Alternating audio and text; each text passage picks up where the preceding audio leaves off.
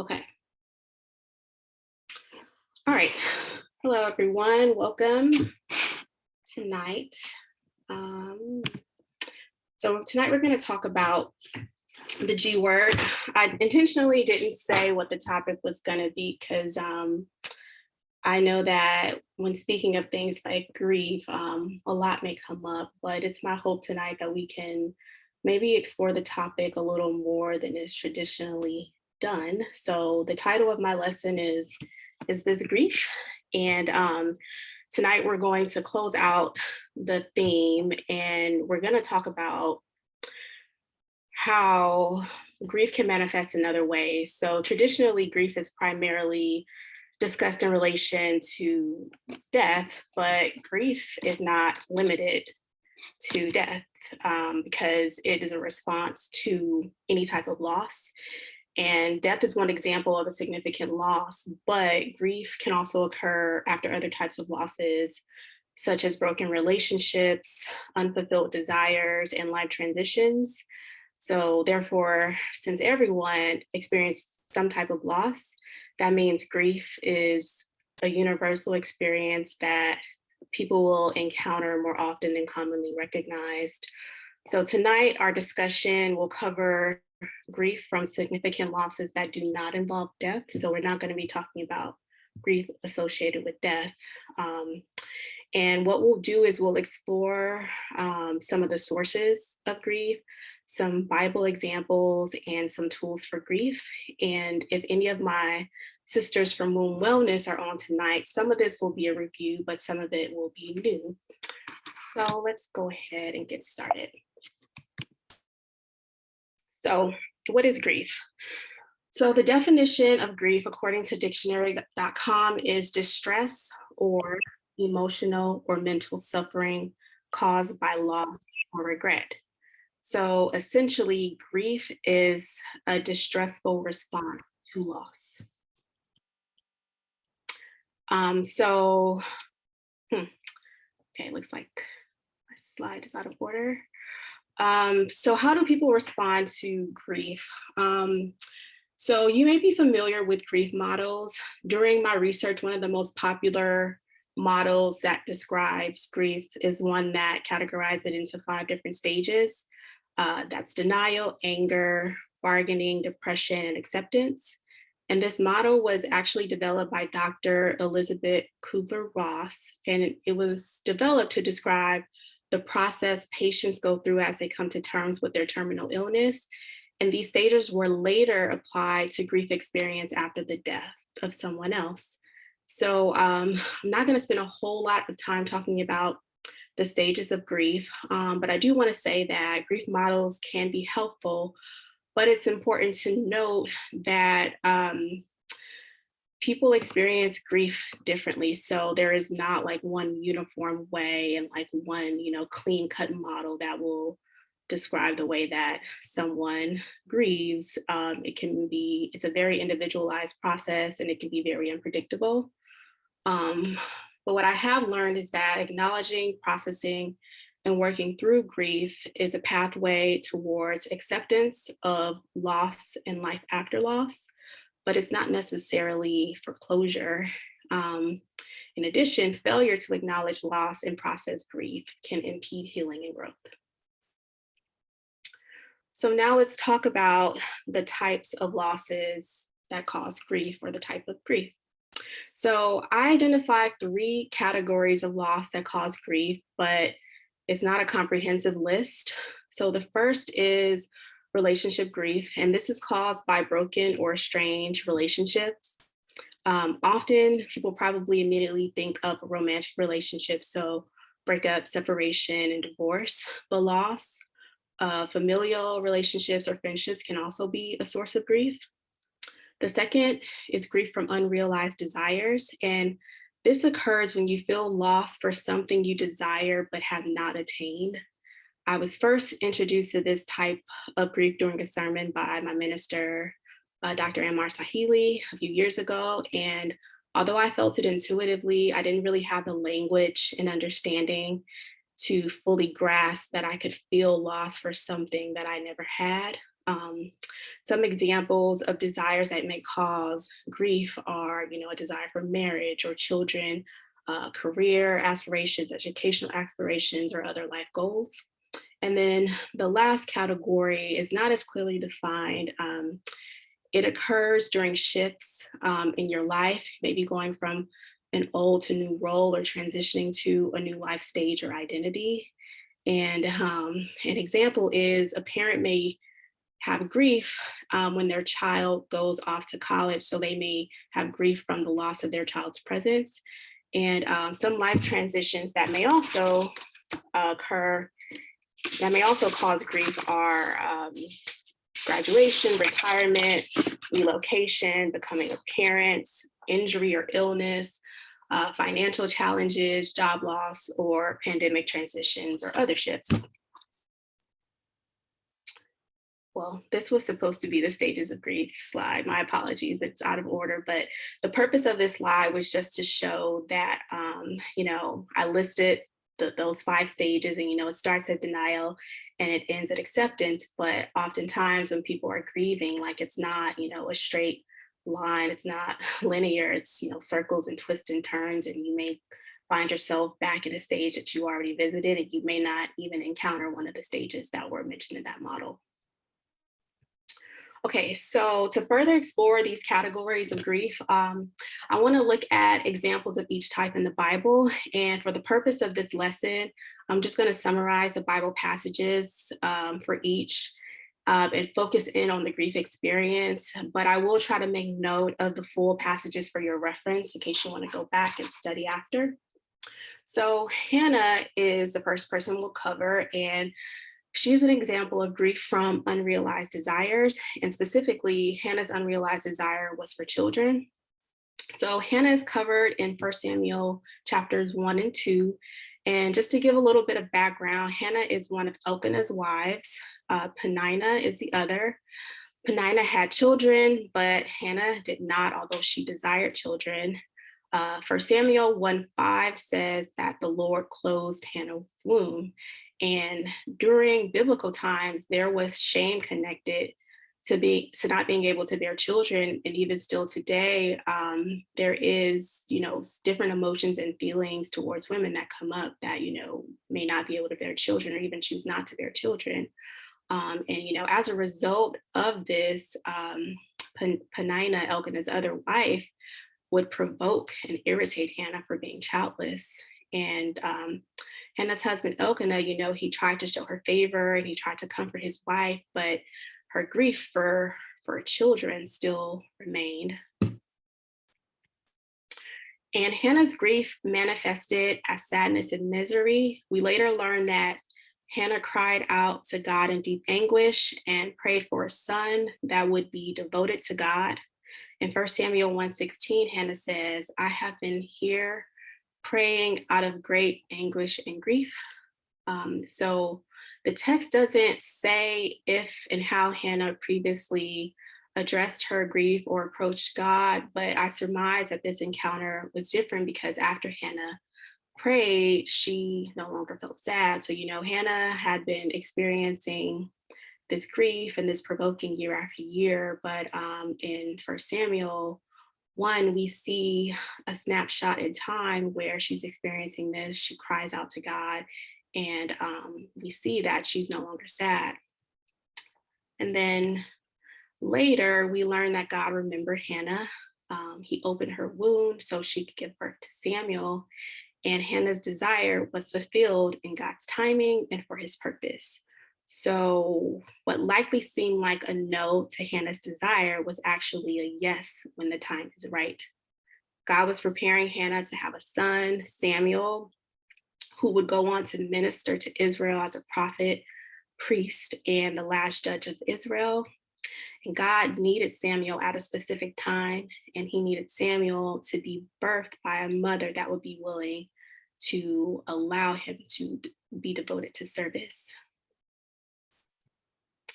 So as we shift to sort of generalize this to ourselves, I just want to mention some other unrealized desires that may cause grief.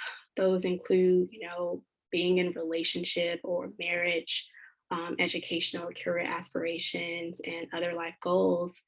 And, we'll talk more about ways to process grief later, but I want to clarify and really emphasize that processing grief from unrealized desires is not intended to stifle your desires, especially if they're God given desires. Instead, it's intended to acknowledge the grief you feel, explore any unmet core needs associated with that desire, and foster gratitude and contentment, and ultimately to submit to God's will and timing. So, before we move on to our next example, I want to leave you all with a couple of reflection questions. So, the first is, have any of your unrealized desires caused grief? And the second is, have you felt provoked by questions or comments related to your unrealized desires? All right, so next we're going to look at Moses, who experienced grief during the transitional period. Just a second.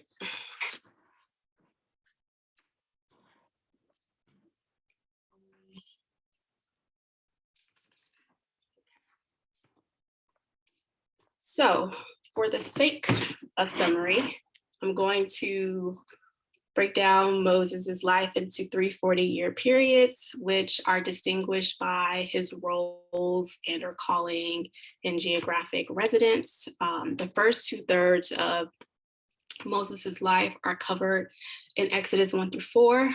So during the first 40-year period, Moses, who was a Hebrew, lived in Egypt. And this was a time when the Hebrew people were under harsh Egyptian bondage. But through God's providence, Moses lived and was educated in the house of Pharaoh, who was the leader of Egypt. And Moses, was able to maintain his ties to his Hebrew family and heritage. So this first period concluded when Moses killed an Egyptian for mistreating a Hebrew. When the news reached Pharaoh, Pharaoh sought to kill Moses, so Moses fled to Midian. During the second 40-year period, Moses lived in Midian as a foreigner, where he became a shepherd, got married, and started a family. So now that we set a little bit of foundation, we're going to focus on the transition from the second to the third 40-year period of Moses' life. So the transition was prompted when God answered the cries of the Hebrews, or Israelite people, and executed his plan to deliver them from Egyptian bondage. So God's plan would call Moses to leave his life as a shepherd in Midian to lead the Israelites out of Egypt. And Moses really struggled with this transition, and he likely experienced grief when faced with this transition. I think in addition to grief, he was probably also struggling with his history in Egypt, as well as some fear, and just the loss of life as he knew it in Midian. So Moses's grief was characterized by doubt and denial. And we get a picture of that when we look at the exchange between God and Moses, which is covered in Exodus 3-4. So we see Moses doing a lot of questioning. He says things like, who am I that I should go to Pharaoh and bring the Israelites out of Egypt? He says, what name do I tell the Israelites if they ask who sent me?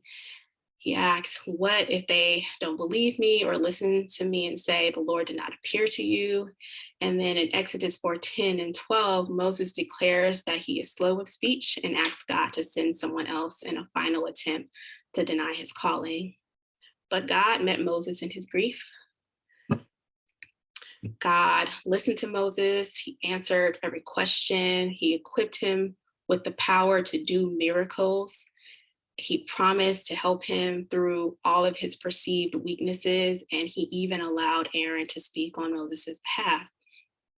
And I want to say all those things to say, like what God did in the moment, but I also want to note that this whole time God was preparing Moses before his call.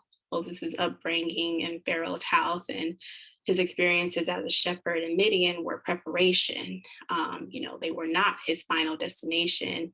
They were just preparation so that he would be able to lead the Israelites out of Egypt and through the wilderness, and take care of them the way that a shepherd takes care of his flock. So Moses eventually answered God's call and transitioned to his new role. And he went on, as we now know, to be known as a great leader and advocate for the Israelites. And he was even a foreshadowing for Christ. So collectively, many of us experienced transitional grief during the pandemic when life as we knew it changed, causing us to spend more time at home away from loved ones. Some other ways that some other times transitional grief may occur are after graduation, retirement, relocation, becoming a parent, injury or illness, financial changes, job loss, and other shifts. And I do want to say that transition can be difficult. You may feel alone, you may feel unprepared, or many other things as you grieve life as you know it, but you can always find comfort in the Lord, and you can be real and honest with him about your grief process, and he will hear you like he heard Moses. And it's also important to remember that he has equipped you for every transition. So our reflection questions are: if you have experienced grief during a life transition, can you identify how it manifested? Second question is, in retrospect, can you identify ways God prepared and equipped you for a challenging transition? Okay, so lastly, we're going to look at Joseph, who is the son of Jacob. So I know there are a few Josephs in the Bible, but we're specifically talking about Joseph, the son of Jacob. And he experienced relationship grief. So Joseph is covered in Genesis 37 through 50. So let's get started. So Joseph had a strained relationship with his brothers. In Genesis 37, 4 through 5, we learn that Joseph's brothers were jealous and hated him because Joseph snitched on them. He was favored by their father, and he dreamed he would rule over the family, and he shared these dreams with his family. So in retaliation, Joseph's brothers plotted his murder. They sold him into slavery, and they covered their tracks by lying and convincing their father that Joseph was killed by a ferocious animal.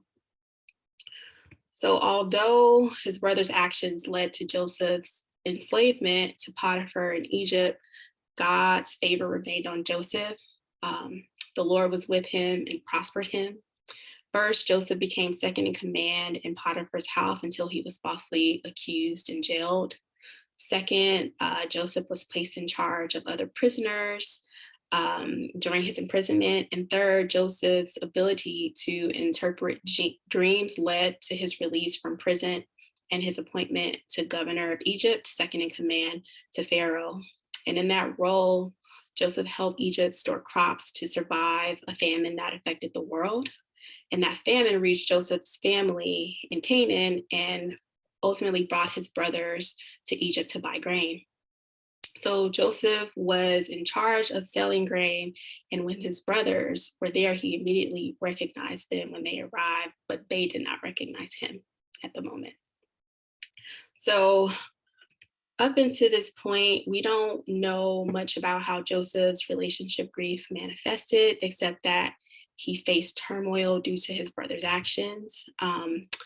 We get an additional clue about his grief as he engages with his brothers in their vulnerable state. So they're in this place where, there's famine all over and they're needing grain. And we see their interaction with Joseph in this vulnerable state. So Joseph's grief seems to manifest as sorrow and anger because although he allows his brothers to buy grain, he speaks to them very harshly, and he seems to exact revenge by putting them through some of the things that he experienced after being sold into slavery. So some examples are he falsely accused them of being spies and stealing. He temporarily jailed them and he threatened to enslave them. And Joseph eventually reveals himself to his brother. They reconcile and their whole family reunites, and there is a reunion. And at this point, we meet our scripture that's on the screen, which is Genesis 50:20. And Joseph tells his brothers, you intended to harm me, but God intended it for good to accomplish what is now being done, the saving of many lives.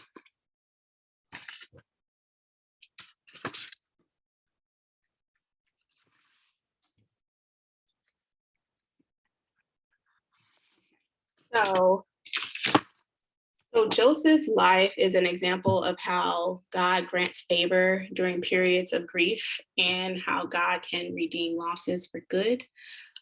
There's a quote that says, people enter our lives for a season, a reason, or a lifetime. And whether or not a relationship is reconciled, God can use it for good.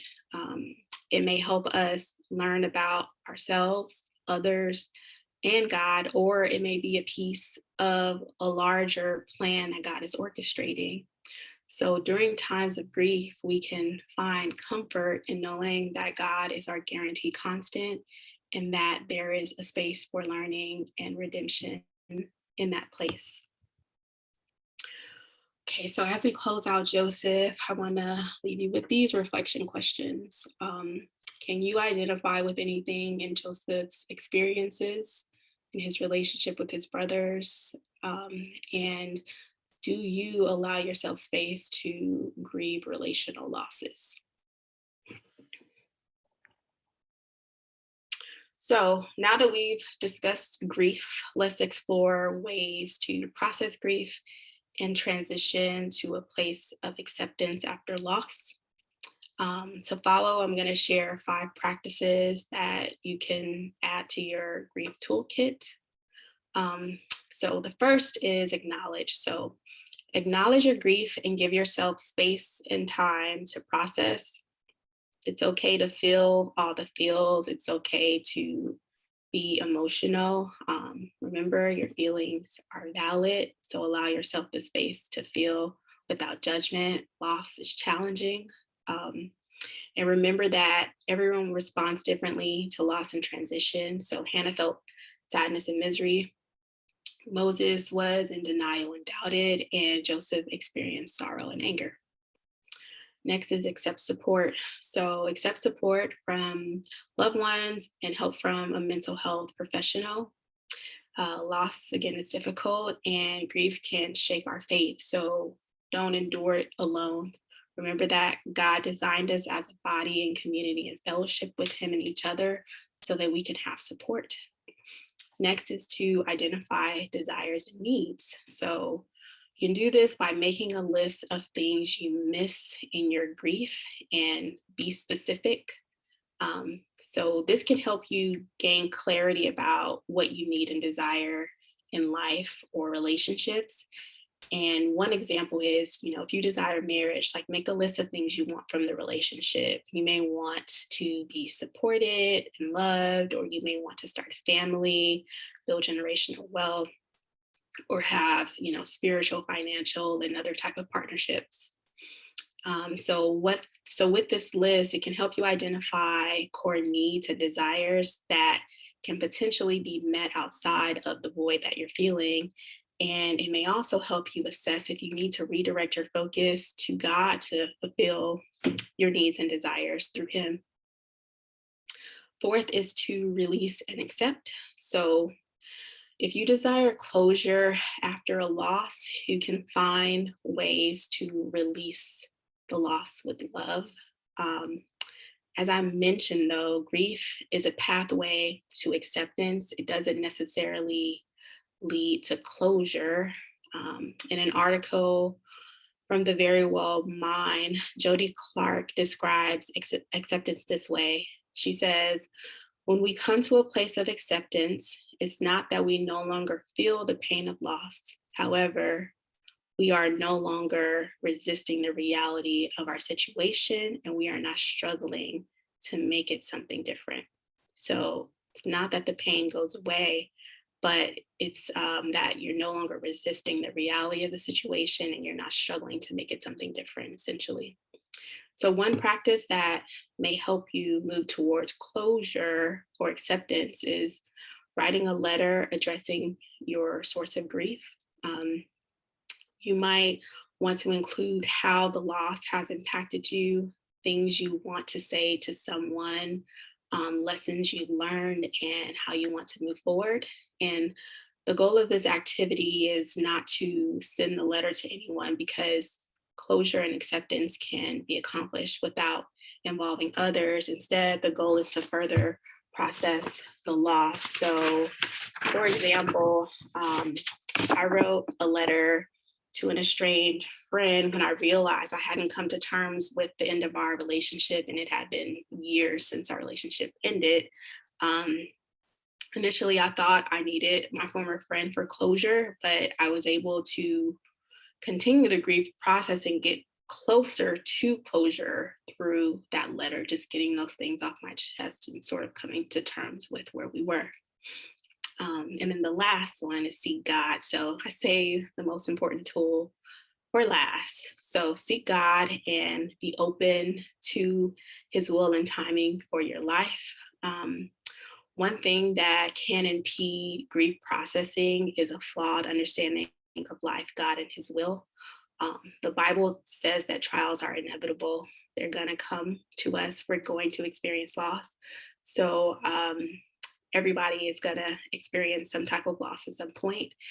And, doing things like blaming God, yourself, or others for a universal experience that all people encounter may prolong your grief. So when you experience loss and grief, put it into perspective and remember things like first that God is with you and he will help you. So one of my go-to scriptures is John 16:33, and it says, I have told you these things so that in me you may have peace. In this world, you will have trouble, but take heart, I have overcome the world.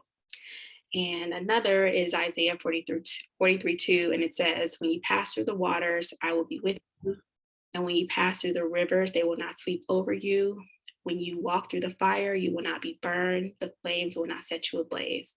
So remember, God is with you even in those challenging times. And then the second truth that's important to remember is that God is love and he gives what is good. Couple of scriptures that I like to reflect on in those moments when I need a reminder are Romans 8:28. And that says, and we know that all things work together for the good of those who love him and who have been called according to his purpose. And then the other is Matthew 7:9, 1 through 11, which says, which of you, if your son asks for bread, will give him a stone? Or if he asks for fish, will give him a snake?